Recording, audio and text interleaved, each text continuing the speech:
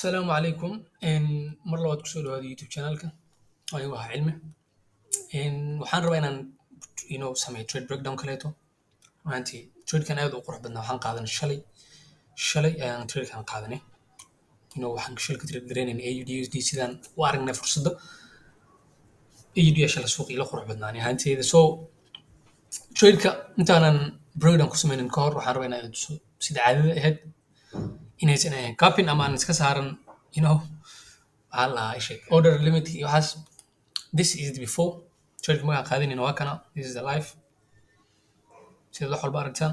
and this is the after waxaan ka qabanay 5% inta ugu badan aniga tradeyadeeda waxay u badan yihiin 5% 4% 6% baan dhaafaan because of ma jecli tradeka inaan wax badan hold gareeyo waxaan jeclahay inaan intraday trader aan noqdo waxaan jeclahay oo maalinka gudaheeda markii trade aan furto isla maalinka gudaheeda tradekaas oo ii xirmo emotionkii ma si kale I don't know dadka kale inay iga duwan yihiin laga yaabaa laakiin aniga ahaanteyda waxaan jeclahay tradeka marka London session trade furto inaan New gudaheeda ama London gudaheeda aan tradekaas TP lagu dhaco ama break even lagu salaabsan trade kale u raadiyo ma jecli laakiin waqti badan oo ku jiro so that's why so tradekan waxaan u galnay buy because of the higher time frame so intaan intusin ka hor waxaan rabaa inaan idin fahansiiyo higher time frame sidaad u aragtaan suuqa in muddo ah ayuu xusu ahaa bearish wuxuu kusoo socday low lows and low highs and finally the market break the structure to the upside which is a change of character so meelahan oo dhan waa kasoo wada faa'iidaysanay but haddeertan waxaan rabaa inaan inta idin fahansiiyo wax ka socdo so tradeka markii 4-hour time frame loo sameeyey break of structure sidaad aragtaan waxaa samaysma demand area so demandkan aan xiranay waxaan ku sugaynay demandkan ilaa demandkan laga soo gaarayana trade badan oo selling opportunity inta ku jiray ayagana waan soo qaadanay but hadda kanaan rabaa inaan idin sameeyo inaan ku sameeyo breakdown so 4-hour time frame markii la taabtay demand areageena waxaan ka tagnay 4-hour waxaan tagnay 15 minute time frame so 15 minute time frame markaa tagnay as you guys can see it tradekan waxaan kasoo fadhiisanay this place because of the inducement this is a change of character demandka markii loo taabtay change of character in loo sameeyay waa kana structure meesha laga jibiyay waa tana and then intaan ka trade gareyn maalinkeeni koowaad and then maalinkii labaad tradekan waxaan lagu intaan ka galnay this was my first entry stop losskii intuu ahaa take profitkiigana wuxuu ahaa this supply this is not a major supply it's a minor supply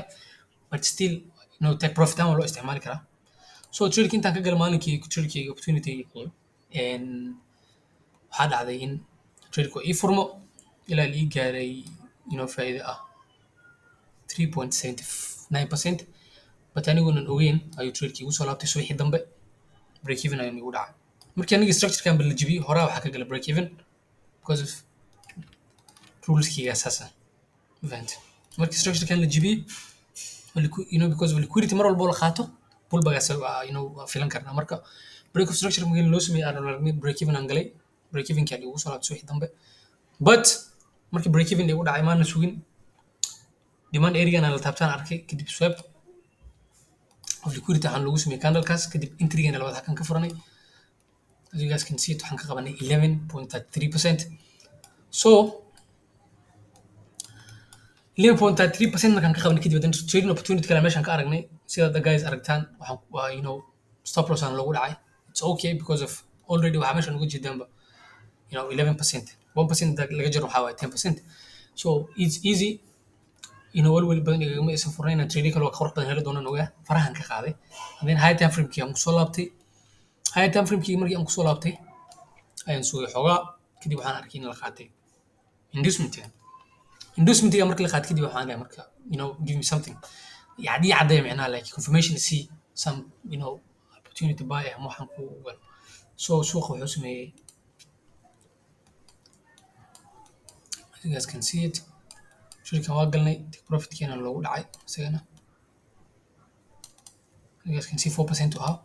but this is the major one shirkan aad u qurux badan yahay waxaan u rabaa inaan breakdown ku sameeyo sidaas ah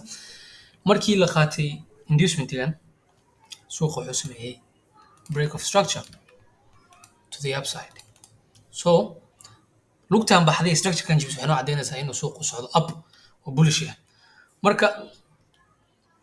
order flow sababay waa kana, this is the last order flow before the buy and this is the last candle isku qabsaday